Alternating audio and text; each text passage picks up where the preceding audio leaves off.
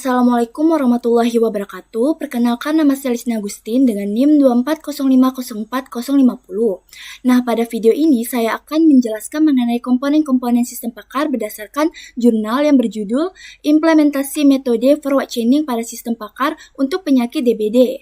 Sistem ini digunakan untuk membantu mendiagnosa penyakit demam berdarah berdasarkan gejala yang dimaksudkan oleh pengguna. Nah, yang pertama di sini ada human expert. Human expert atau pakar adalah orang yang memiliki keahlian dalam bidang tertentu. Pada jurnal ini, human expert adalah tenaga medis atau dokter yang memahami penyakit DBD, gejala-gejalanya serta cara diagnosisnya. Pengetahuan dari pakar ini dikumpulkan melalui studi literatur dan data medis, kemudian digunakan untuk membangun sistem pakar. Yang kedua, ada knowledge engineer. Knowledge engineer adalah orang yang bertugas mengubah pengetahuan dari pakar menjadi sistem komputer.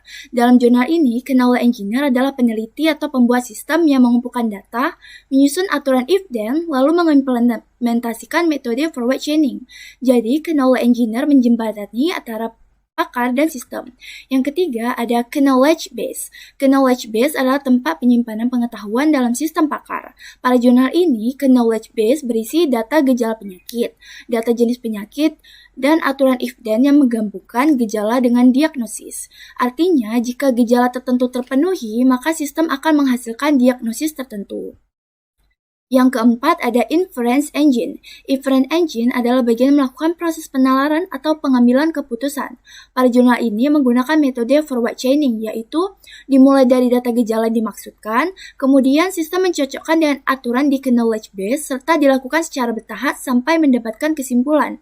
Metode ini disebut juga data driven karena dimulai dari data menuju kesimpulan. Yang kelima ada user interface. User interface adalah tampilan yang digunakan oleh pengguna untuk berinteraksi dengan sistem. Pada jurnal ini, user interface berupa form input gejala dan tampilan hasil diagnosis. Melalui tampilan ini, pengguna dapat memasukkan gejala dan melihat hasil diagnosis yang diberikan oleh sistem.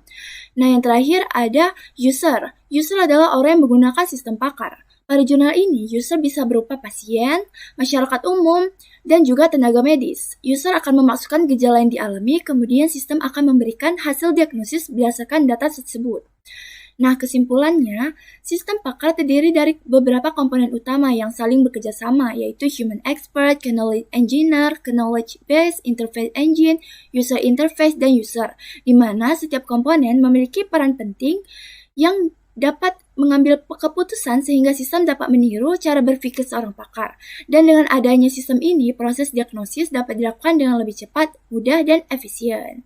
Sekian dari saya, terima kasih.